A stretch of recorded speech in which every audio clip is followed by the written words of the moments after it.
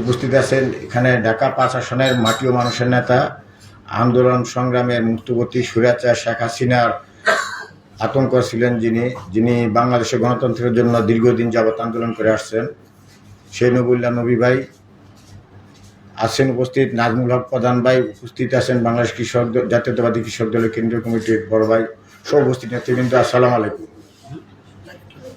আসলে সাংবাদিকরা হলো জীবনের আয়না।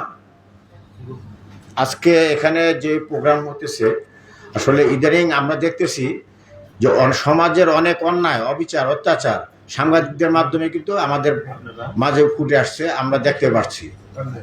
কাজেই এই সাংবাদিকরা যাতে তাদের কার্যক্রম সুষ্ঠুভাবে, সুন্দরভাবে এবং সাহসিকতার সহিত নির্বিঘ্নে কাজ করে যেতে পারে, সেই জন্য আমরা সবাই, যাতে আমরা আপামর জনসাধারণ যারা আমরা রাজনীতির সাথে জড়িত, পেশাবিদের সাথে জড়িত, সবাই তাদের সহযোগিতা করা উচিত।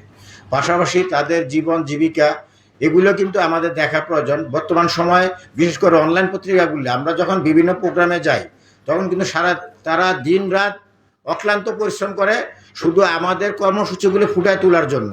রোদ নাই, বৃষ্টি নাই, ঝড় নাই, এই অবস্থার মধ্যে কিন্তু তারা তাদের প্রোগ্রামগুলি সাকসেস করে। আমরা কিন্তু তাদের মাধ্যমে কিন্তু আমাদের প্রোগ্রামগুলি, সমাজের অন্যায়, অত্যাচার, অবিচারগুলি আমরা দেখতে পাই।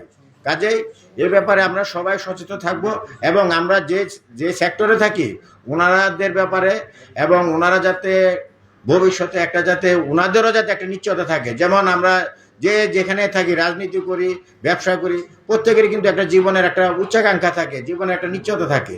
কিন্তু অ্যাকচুয়ালি বাস্তবতা বর্তমান সময়ে সাংবাদিকরা কিন্তু অত্যন্ত নির্যাতিত। তারা সত্য কথা লেখলেও বলে যে এটা আমার বিপক্ষে গেছে, বিপক্ষে গেলে তখন এটা মন্দ হয়েছে, ওই সাংবাদিক ভালো না। কাজে এই জিনিসটা থেকে আমাদের বাইরে আসতে হবে। আমরা যেমন রাষ্ট্রের অনেক অনিয়মের ব্যাপারে একজোট হই, আসলে সাংবাদিকদের ব্যাপারেও আমরা একজোট হতে হবে, তাদের সহযোগিতার ব্যাপারে আমরা সবাই এগিয়ে আসতে হবে। ধন্যবাদ সবাইকে। ধন্যবাদ।